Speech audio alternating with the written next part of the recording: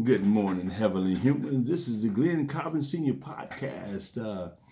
We're coming at you with the understanding that we need the humans, nature, and animals to be in one accord, to coexist. Sponsored by Destiny of Hope, helping our people excel. 573-268-5192 is the number you can dialogue with me at any time. We have a special guest this morning, the one and only, the lovely. I'll let her do her own introductions as I do. That way I won't get nothing wrong. Kandas Holmes-Barnes, here she go. Hello, everybody. I'm Kandas Denise Holmes-Barnes. How's everybody doing?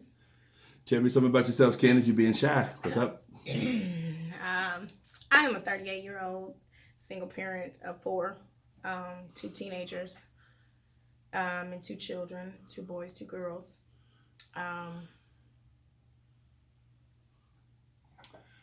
Oh, that's it, Candace. Go.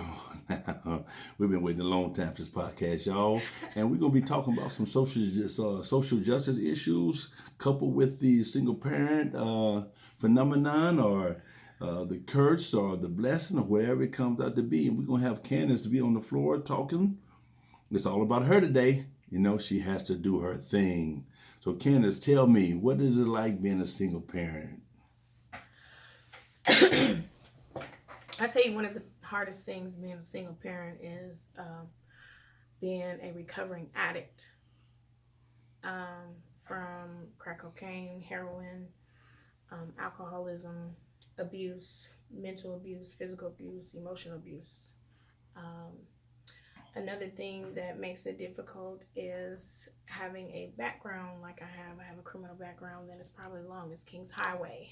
Um, Wow. Unfortunately, I chose to take the wrong path on a lot of things that I did in my journey, and it made it very difficult in raising and being a responsible parent as I got older and as my children got older. So these are things that I'm just now learning how to deal with. I'm learning how to love my children. I'm learning how to love myself. I'm learning how to love and be able to deal with and accept things as what they are. It's very challenging being a single parent for when you don't have no type of help, and the system is allowing one of the fathers of your kids to pay $11 a month for a child he doesn't even claim. So, and then the other kids' fathers are not there, so it's very hard raising four children on your own. Very difficult. Wow, well, I can just imagine.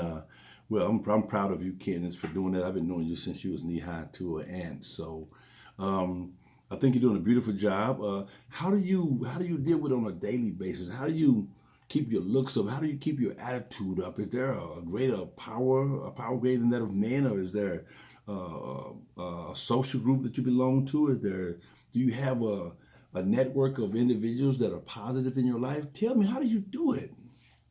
Well, about 3.5 years ago, I lost my best friend, mother, my adopted mother who raised my kids. And for 3 days, I hated God. Um, I didn't want to live. I didn't understand. Um, and then somebody told me that sometimes God takes the greatest things from you to wake you up and to get your attention.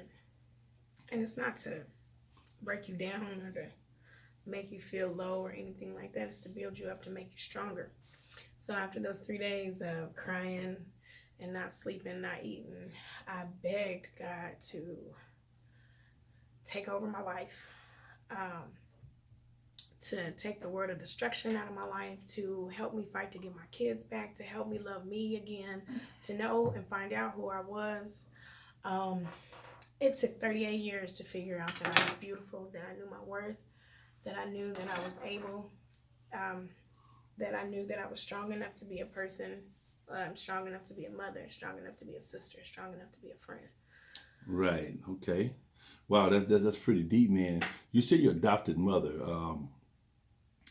What is your adopted mother's name? What did she? What was it? Was she a matriarch of adoption? Was she a matriarch of her own family? Was she? Well, why did she become so great in your life, Candace? Oh man, her name was Barnes, and some people might know her in the community. Some people may not. She was really known in the church. She did a lot of community work in the church. Um, when I was 12, I went into foster care, and this lady, Barnes, had 4 kids of her own, and she took 5 of my mother's and tried to take them all, but couldn't get them all because she didn't have enough room. And I'm telling you, I was the meanest, horriblest, evilest child. Had no understanding why I was in foster care, had no understanding why my mama wasn't there, had no understanding who this lady was. And she literally cradled to every need, got me every help that I possibly needed. Like psychiatry, it really worked. Therapy really worked. The medicine that I needed really worked. The love that I really needed from an individual, a mother, really helped. Finding out what real love was, being around a family and having a curfew and not being able to do things and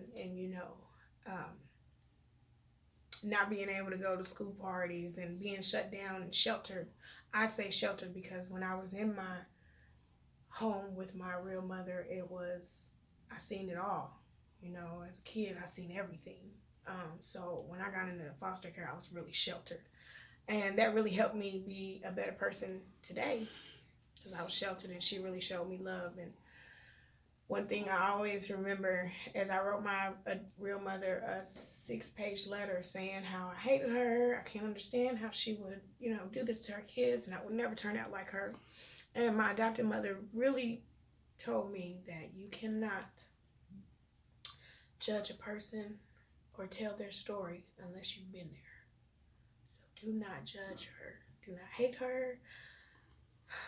She will get it together. And I always remember that. And my mama did. My real mother did. So. Wow, Candace, that's some beautiful stuff right there. I applaud you for for releasing that type of information. Of course, now I know it's hard to talk about things and you don't want to hurt nobody and all these things, but the most important thing that I've found out in the past and growing up the way I grew up, that if you let it fester inside of you, you're going to hurt yourself and in turn hurt the people around you that you love all over again. So how do you live with are you ready to get it out in open about who you are, what you went through, how you hated this, how you hated that?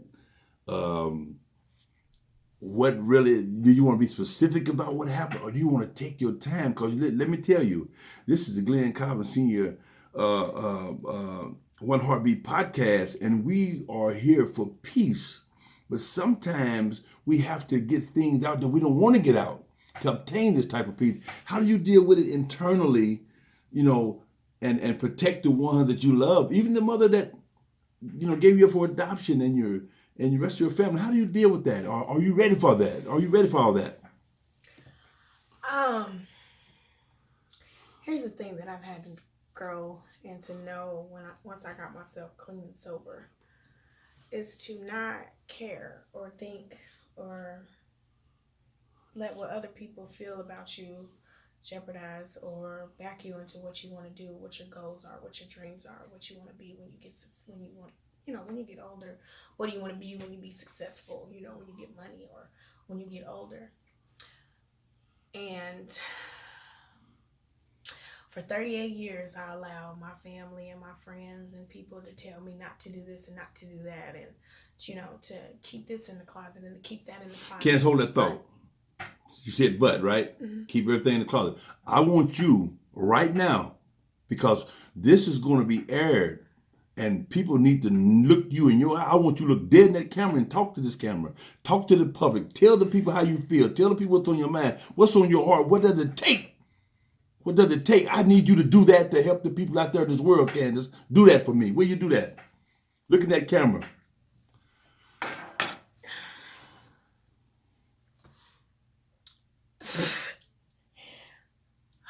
I cannot believe I'm finna say this, but it took me 38 years to be the strongest person that I've ever been in my life. It took God to come into my life 3.5 years ago to change me to who I am today. The things that I've been through in my past, the person that I used to be, I was a horrible, evil person. I would rob you, I would steal from you, I would lie to you, I would cheat, I would use you and abuse you. I didn't care about life, didn't care about my own kids.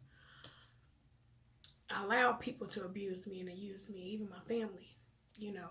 I had to deal with the simple fact that, people who have gotten themselves clean and sober may not feel like I'm beneath them now because I've relapsed or whatever. But God just really told me that do not allow anybody, no man on earth, to allow you to be afraid to go for your dreams and go for your goals and go for your life. And whatever your successful goal is, and mine is to always write this book. I've always been having it in my head since I was 22 years old. A book called My Life, My Hustle, My Struggle, My Dream. Wow. Wow, that you keep going. Don't pay no attention to me. I'm saying wow because that is a one hell of a title, Kandas. And I want you keep looking at that camera. This is your platform. This is for you more than anybody. This is for God, you, and the people out there that's been in similar situations, and the people you love, and mainly for you. It's okay. It's okay. You're safe here. Listen, I think God just, my mom told me a long time ago, my adopted mother told me, if you want to write your book, do not allow anybody, not even your family, to tell you not to. Go for your goals. Because at the end of the day, it's going to help somebody. I wish that I had the help to change who I was back in my day when I was getting high. I didn't have that love and support. I didn't have the 12-step program. I didn't have the family or the friends. I was homeless, stealing and robbing, taking abuse, taking ass whoopings and everything. Wow. And today I just refuse to allow anybody on earth to tell me not to write my book. I'm so excited to venture out and to explain everything that I've been through in great detail from my age of being born on earth until who I am today. And if it can help just one person in this world, God said help them. And that's what I choose to do. Wow, y'all hearing it straight from the lady's mouth. She is really expressing some things, and we're gonna delve a little deeper. This is the Glenn Cobbin Senior One Heartbeat podcast, sponsored by Destiny of Hope, helping our people excel. 573-268-5192. If you ever want to get on a podcast, if you want a dialogue or whatever you want to do. This is Kandas Holmes-Barnes. I think she's a soldierette and a warriorette for the things she went through, and she's still good looking. She still got love in her heart. All the horrible things that happened to her, she's still doing a great job doing what she do. But we get ready to delve a little deeper because we go deep on this show. Y'all know that. So, Kandas, one thing that I've noticed about you since you've been home, you told everybody your past and you ain't hid nothing so far, but I know it's much more to it. But we're going to delve into the time when you got out of prison, off the drugs, off the heroin, off the crack cocaine, off the raggedy ass men, and you got by yourself. Because this is your story. I'm just repeating it to you back. You have been a single parent, reaching out for people, trying to do ventures as far as social programs to help people strengthen the women and the single parents and to help them raise their children and help you raise your children. You're trying to group that up. A lot of times you don't get support because people just don't believe you done changed. And, sometimes you get a little frustrated. And then when you change, people don't think you're supposed to cuss no more. So, so tell me, Kandas, right now, sitting in that chair on the Glenn Cobbin Senior One Heartbeat podcast, tell me how you stood so strong to go back and get your babies, man. Oh my God. That right there is a book by itself. How you stand like that and go get them babies because you went and got them, 4 of them. The floor is yours. Tell these parents out here what it meant to, how you did it, what it meant to you, did the creator have any involvement? This is your story, Kandas. It's all on you. I'm backing up. This is Kandas Holmes-Barnes, y'all. Y'all better listen up now.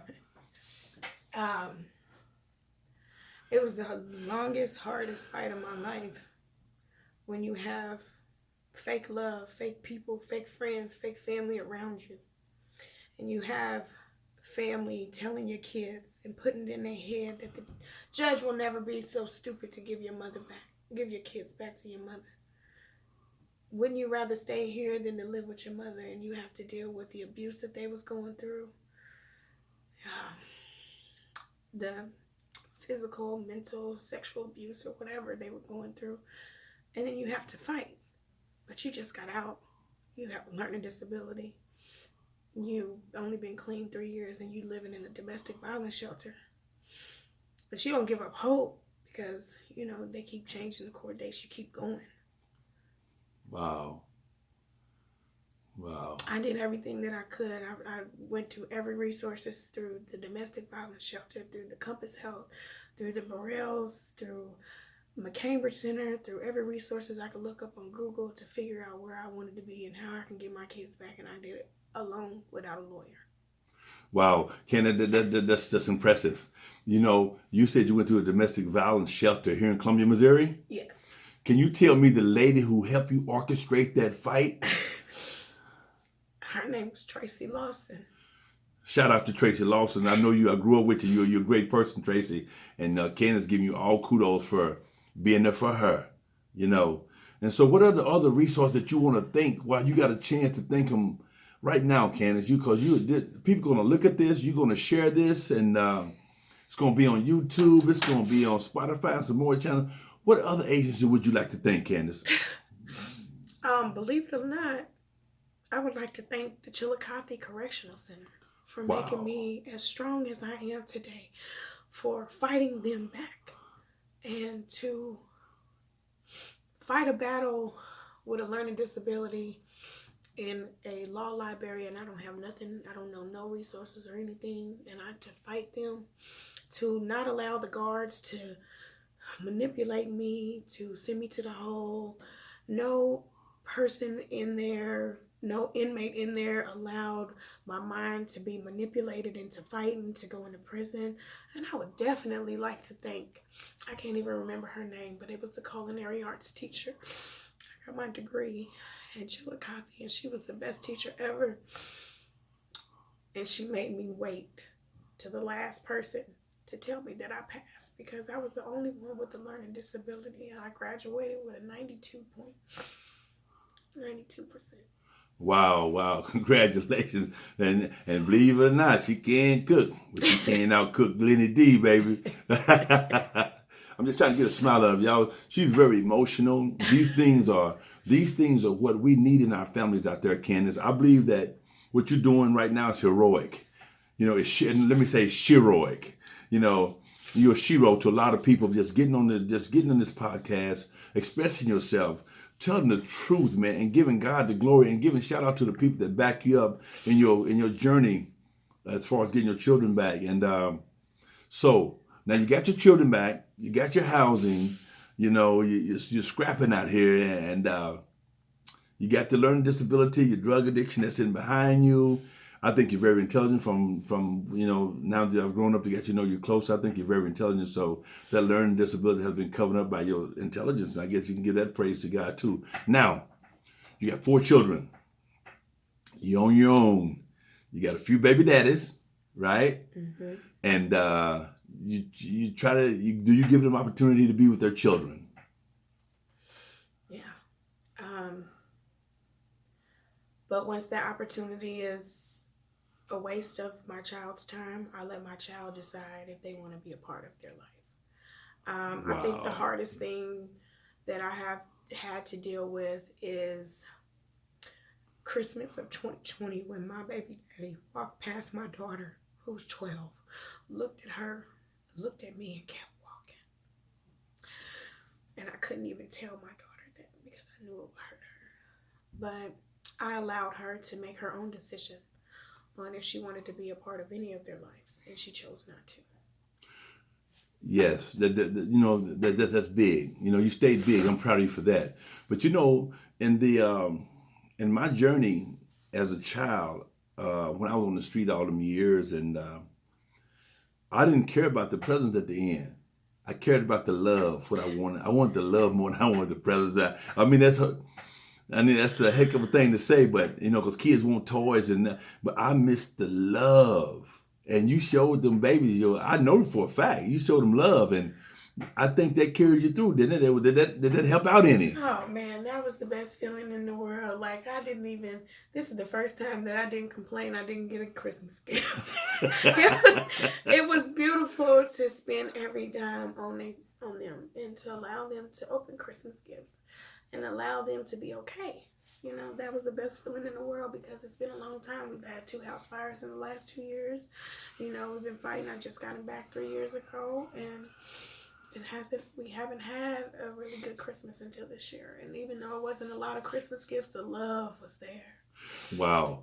Ken, I just started these podcasts, and I've shown the people my little setup, and they're really proud of me, and I feel really good about it. I'm an old man and all this other good stuff. But I try to keep it under 30 minutes, and we can do part 1, part 2. We can do part to the rest of our life, because I believe that first of all, this is the Glenn Cobbin Sr. One Heartbeat podcast, sponsored by Destiny of Hope, helping our people excel. You can dialogue anytime. It's 573-268-5192. And the reason I keep it like that, because I want to keep people interested. And what I'm getting ready to talk about now, I'm probably going to take I want to take as much time as you like. I'm not rushing you off. By no means. You say what you got to say, because this is your platform. Your daughter got arrested. That look cute. What's her name? Anaya. Yeah. Yeah, a little fast, but anyway, she got arrested at Smithton? Okay, and I don't want to ad-lib anything. I want you to tell your story, tell your journey, how you fought through all this muddy water to get to the federal system against the Columbia Public Schools and the Columbia Police Department. Now, the floor is yours. I will not say another word. I want you to tell what your journey was, what your fight was. Did you use your higher power? Did you use a support system? And because I was there the majority of the time, and I seen times where you want to give up. I seen times where you cry. I seen times where you laugh. I seen times where you cheered. I seen times you come out with your hair nappy. I seen times you come out with different colored socks. So hey, the floor is yours. You can say how much you want. I'm giving you at least 10 minutes, and put many details you want to, as you want to. But I want the people out there, Candace, to know that the tenacity that you exhibited during this fight was amazing. If I ever, and I know I couldn't say it enough to you, and sometimes I wouldn't say it because I want you to still I want you to stay hungry but humble. And so I would sometimes fake my way through, not compliment you, but to me, you are Shero. That's the truth. Okay, now, the floor is yours. Kandas Holmes-Barnes, she's on Glenn Cobbin Sr. One Heartbeat podcast. She's getting ready to take you through this journey that's I'm sure going to be part of a book, because it is very, very important that you listen and take notes on how this young lady survived. So, before I even go into that, to be as strong as I am today, you got to have God first. Like, I literally had to start giving praise to Allah, surrendering everything over to Him. That meant my kids, myself, my life, my mental health, whatever I'm going through on a daily basis.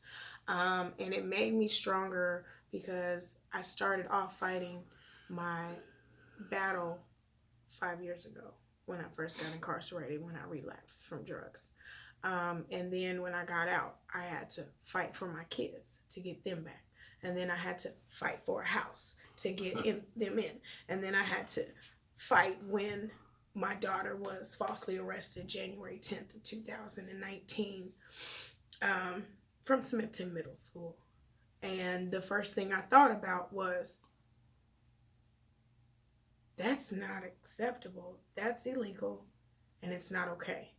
And if it was me versus them, they would have pressed charges on me if I did that. So in my mind was, I have to speak up and be my daughter's voice, because now they're not listening to her. I made it very clear on the first call, which I have written down. And a lot of things you guys need to start doing is writing down documents. I'm talking about times, dates, whoever you've spoken to, what the conversation was about. All those things help out. Don't never be afraid to go against the system, the state, the prison, the juvenile, anything that's got to do with your children. You have to start standing up and fighting for them, because if you're not going to be their voice, they don't have a voice. And so that's what Wow. I had to realize and learn as going through this case with my daughter. It started off in state. It started off with some, NAACP attorneys. One was banned from the bar, didn't tell me, so I had to drop him. Um, a lot of the handiwork was done without an attorney. The things that my daughter had to go through with the false arrest, the coil that she's got alligator skin now, so she's got severe eczema on her skin now, and she got an infection from the dirty undergarments that they just wash. They don't give you new garments, they wash them in the juvenile center. And then I had to deal with the simple fact that the white boy, Chris Mullins, who pushed my daughter, she hit him in self-defense, and she got suspended for 10 days, and he still went to school, decided to do a KKK group with his cousins, and they had antique guns on their lap. This is what we do to niggers. The crime rate in Columbia, Missouri is so high, they'll never find your daughter's body. They had my address. I filed a police report with the sheriff department. The only thing he did was talk to the boys and let them go. And after that, my daughter, they told her, the school, Smithton Middle School, said she needed to go through therapy. So we got her therapy. We got her psychiatrist, and psychiatrist put her on Zoloft, and 12 days later she tried to commit suicide because of these boys attacking her. And then not even a month later, she burnt my house down because of trauma blockage. And then after that, a month later, we're homeless in a hotel. You know what I'm saying? And then after that, it's been, I've had 4 suicide attempts with my daughter since this incident. I've had to literally call the police every other week because she's either ran away, she's threatening me, she's angry, she's scared. My child is just not the same anymore, and I'm angry. And this, and you contribute most of this to the arrest, or when they arrested your daughter, right? And they fingerprinted your daughter as a juvenile and took her to juvie, and you showed them pictures that night, from what I understand. Yes. About it wasn't her. Yeah. Did they let her go? They let her go the next day. So they didn't let her go that night when you showed them the picture. No, they did not. Wow. No, the police officer who came to my house said that there was nothing she could do, and that the police officer had left for the night, and I had to wait until tomorrow. Wow.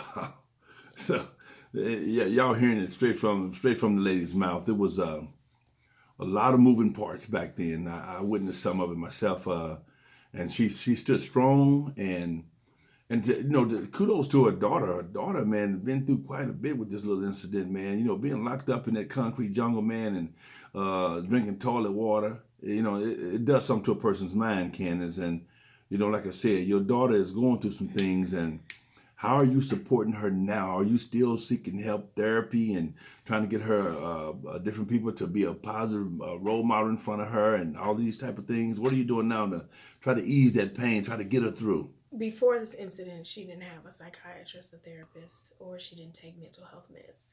Now that she has, now this incident happened, she is diagnosed with severe bipolar, severe anxiety, severe depression, severe PTSD, severe bipolar, severe trauma blockage, severe ADHD, and severe learning disability. And it doesn't make it any better when I have some mental illnesses, not severe as hers, but I've been dealing with mine since I was 9.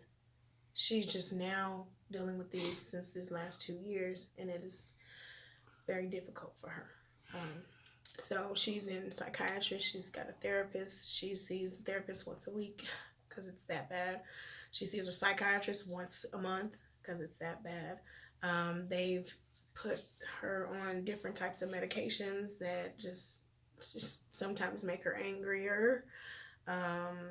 suicidal, all different types of things. So now we are on the verge of trying to find mentors and people that can help her, just stay positive. And Right, right. she's 16 and she doesn't feel like she's beautiful. So that's something that I have to deal with. And I've dealt with that when I was little, and it took me all these years to figure that out, that I'm beautiful. So just imagine how my daughter, who is beautiful, doesn't feel like she's beautiful. Well, Candace, again, I applaud what you're doing, of course. Oh, wow. Going forward, right?